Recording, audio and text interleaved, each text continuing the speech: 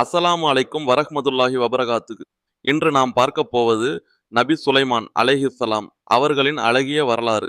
உலக வரலாற்றில் அல்லாஹ் மிகவும் பெரிய ஆட்சியையும் அதிகாரத்தையும் வழங்கிய நபி சுலைமான் அலைஹிஸ்ஸலாம். அல்லாஹ் ரப்புல் ஆலமீன் அவர்களுக்கு யாருக்கும் தரப்படாத பல சிறப்புகளை வழங்கினார். நபி சுலைமான் அலைஹிஸ்ஸலாம் நபி தாவூத் அலைஹிஸ்ஸலாம் அவர்களின் மகன். இந்த தந்தையும் மகனும் அல்லாஹுவின் அருளால் மிகப்பெரிய ஞானத்தை பெற்றவர்கள். அல்லாஹ் அவர்களுக்கு அறிவும் ஞானமும் அளித்தான்.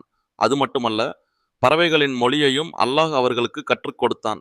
இதனை அல்லாஹ் அல் குர்ஆன் சூரா நம்ல் 27:15 முதல் 16 வரை என்ற வசனங்களில் குறிப்பிடுகிறான். இந்த அருளுக்கு நபி சுலைமான் அலைஹிஸ்ஸலாம் அல்லாஹுவுக்கு நன்றி கூறினார்.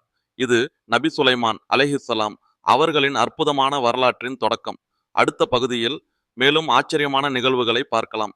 மிகப்பெரிய ஆட்சியையும் அதிகாரத்தையும் நபி சுலைமான் அலைஹிஸ்ஸலாம் அவர்களுக்கு கொடுத்திருந்தான்.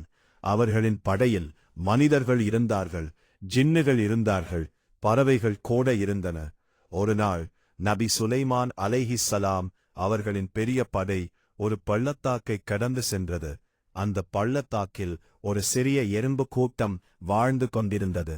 அப்போது ஒரு எறும்பு தூரத்தில் வரும் பெரிய படையை கவனித்தது.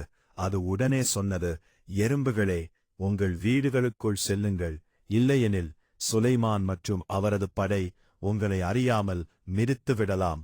அல்லாஹ் கொடுத்த அருளால் நபி சுலைமான் அலைஹிஸ்ஸலாம் அந்த சிறிய எறும்பின் வார்த்தையை கேட்டார்கள்.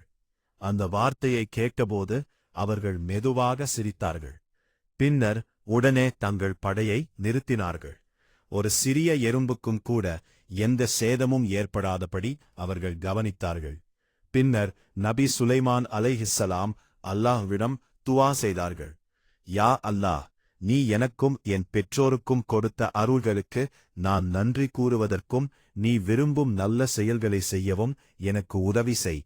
அன்பானவர்களே, இந்த கதை நமக்கு ஒரு பெரிய பாடம் கற்பிக்கிறது. அல்லாஹ் படைத்த ஒவ்வொரு உயிரும் மிகவும் மதிப்புடையது.